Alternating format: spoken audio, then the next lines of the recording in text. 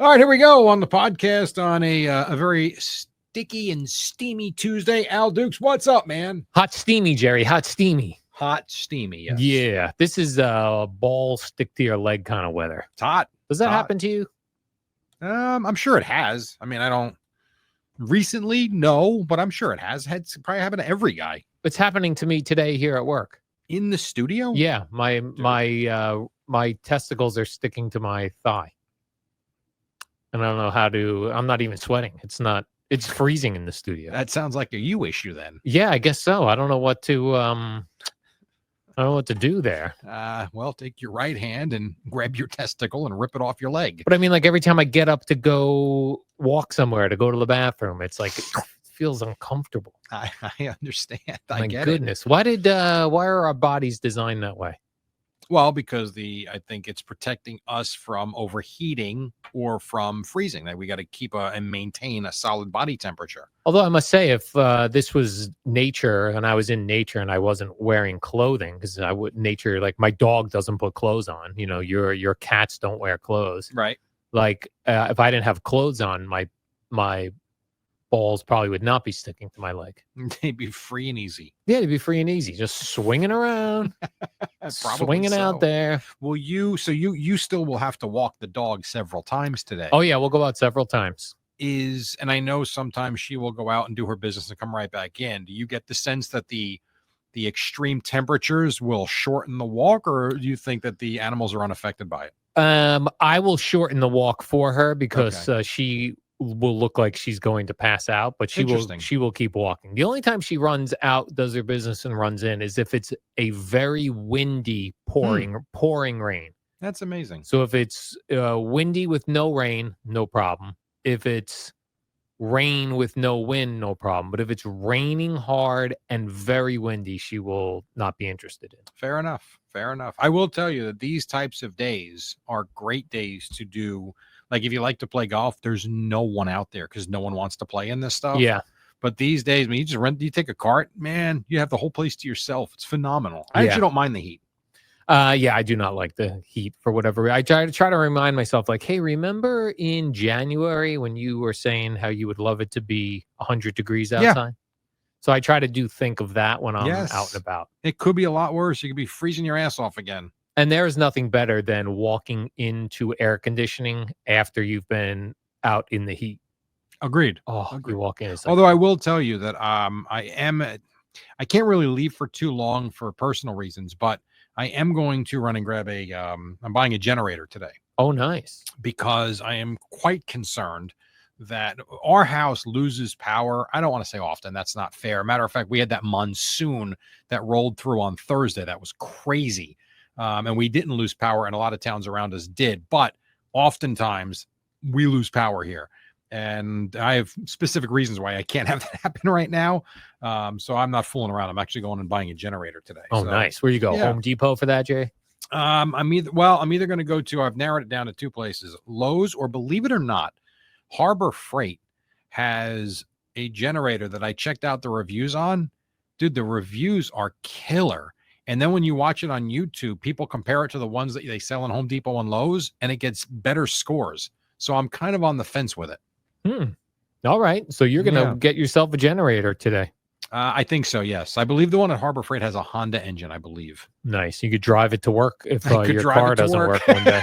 That's right. I'm going to hop on and just put the generator in my car. I'm going to wire it up, and so I can drive it to work. Oh, that'd be funny. Are you also the type? I think I've probably asked you this in the past. I've just started doing it again. I'm now using the windshield. Those things how you like when you park your car, you put the things up to block the sun from your windshield. Oh, the windshield visors. Yeah, I'm back to those again. Yeah, I've never used one in my life. Yeah, for a while. Now, I feel like those got invented in like the late 80s. Mm-hmm. Like I feel like when I first started driving, they were invented, but they were cardboard. Then it was determined that was not cool to do. So then no one was doing them. But now I'm at a point in my life where I don't care whether it looks cool or not. Does it really protect, like, how much would you say temperature wise? I feel like it does. Really? Yeah.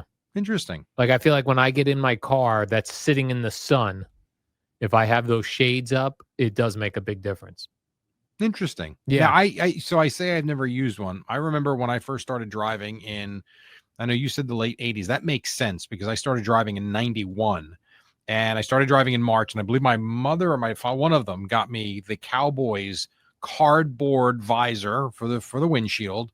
Then it was folded. So you had to unfold it when you put it in. I remember the first time I tried to use it, I wanted to rip it in 85 pieces because it kept getting in the way of the steering wheel. Then I adjusted, it was hitting the mirror. Then oh God, and I had never used it. It can be very frustrating. It can be. I bought one last year. I got a new one, and it was so large that trying to get, I'm hitting everything. I'm like, this sucks. But I was thinking 100 degrees in the sun, my car sitting in New York City. Let me put this up. I have an idea. How about this? And we have cars now that are like $100,000. Mm-hmm. Why not put in these cars a little button and an automatic shade comes down from where the windshield hits the roof? I like that. You have those, not canopies. What are those things called? They come off the house in the backyard.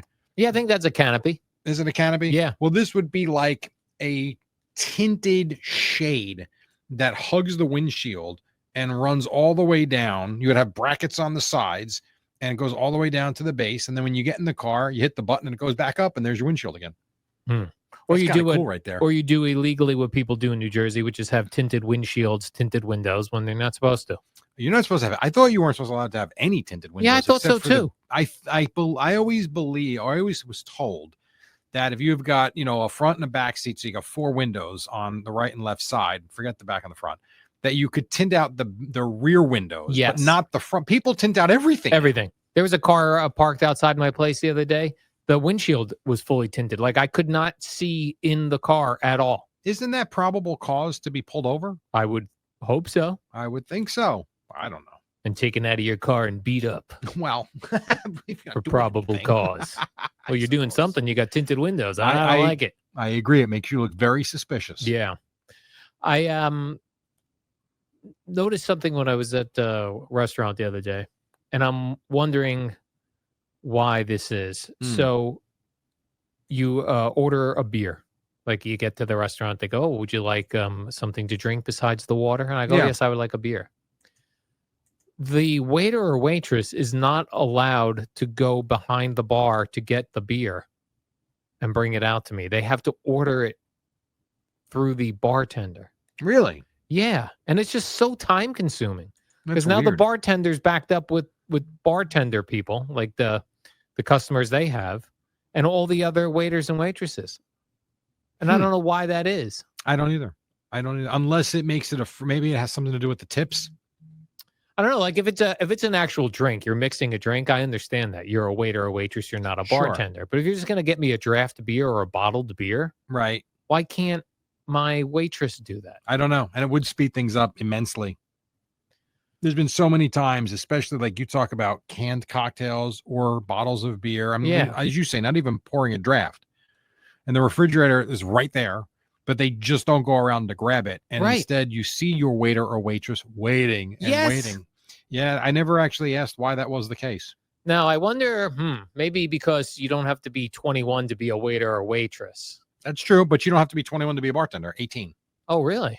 Yeah, as far as I know, you're going to be 18. It was always like you could serve at 18. You can't drink. Oh, I did not know that. But that you might see, again, that was from the liquor store mentality. Like you could work at a liquor store at 18. You didn't have to be 21. I wonder if you're talking about open containers and open alcohol if behind the bar. I always thought being a bartender 18. I'm going to ask Google. In New Jersey, do you have to be 21 to be a bartender? All right, Jerry, let me ask it depends the AI. State to state. Minimum ages. Can I be a bartender in New Jersey? Most states require workers who serve to be at least 18 years old. Right, but it doesn't say. So here's 21. No, I have it here. New York is 18. Anytime I ask a restaurateur question, I get a lot of responses. So if people could let me know, like why, and I'll share with Jerry, why can't my waiter or waitress, oh, yes, I would like a beer. Around the corner, pour the beer, bring it on out to me. Very interesting. Yeah. So I'm looking. All right. So it's 8. Let's see. Minimum age to bartend in New Jersey. It says 18. 18. You were correct. Yeah. 18 in New York, 18 in New Jersey, New Mexico, 21. So it looks like it's almost split. It's like half the states in this country are 21, half are 18. Yeah. How about that? How about that? Yeah. There's probably some sort of like bartenders union where only the bartender can pour your drink. And that's what I meant about the tips. So the tips might be, especially now where everything is electronic, maybe because when they ring it up at the end of the night, the bartender gets tipped on what, and the barbacks get tipped on what the total bill is for the night from the bar. Mm-hmm. And the waiters and waitresses maybe deal with their bus boys and bus girls. Maybe they deal with tips from their receipts. So maybe, I don't know. Maybe that causes some sort of friction. Like, hey, get out of my bar. Now you're affecting what I make. I don't know. Yeah. It's a good question, though. If we have anybody out there that's a bartender. Yeah, I'm sure someone will reach out. Many people will reach out. I hope so. Then I was thinking this would be cool if in the future we figure out a way. You know, they sometimes say like that time is not a flat circle, right? That there's different timelines happening at the same time. What if we could start borrowing time or moving time around so that it's convenient for us? What is that? What do you mean convenient? What does that mean? Okay, so for example, like let's say on a normal day from a 1 p.m. to 3 p.m., those 2 hours, I'm wide open, Jerry. I got nothing to do, right? I don't like those are just 2 hours that I could get stuff done. Right. But someone says to me, you can come do this, but 5 o'clock, 5 to 5:30. If I could somehow borrow a half hour from the 2 hour window I have in the afternoon and apply it to 5 o'clock, wherein I give that time, but then it's still 5 o'clock for me. And it's a little confusing what I'm asking time to do. Well, but it's basically rearranging your schedule in today's terms and the way things are right now. Yeah, like if I'm understanding what you're saying. Yeah, so it's like this. It's like so. Yesterday, I have a couple hours during the day where I'm free, but around 4 o'clock, I start getting my dinner ready. I eat dinner. I walk the dog. I shower. Like my day is then, and then I go to sleep. Right, your day's over at 4 o'clock. 4 o'clock is when I start preparing for the next day. Right. So yesterday, Gina asked me to help move a chair out of her car that she had purchased. This was 5:30? 5 o'clock. It was awesome. Now, this story would have been better if you said 7:15.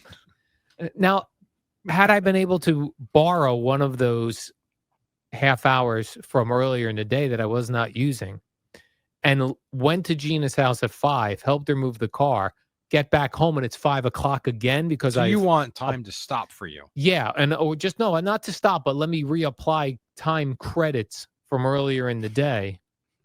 This is very convoluted. Like, here's what I'm saying, Jerry. I know I'm going to need that half hour from 5 to 5:30, but I do things in that half hour. I'm getting ready for work the next day. If I could apply and take from 2 to 2:30, like at 2 o'clock in the afternoon, suddenly it's 2:30 because I'm going to need that half hour later. And then I take that 2 to 2:30, which has disappeared, and I apply it at 5 o'clock.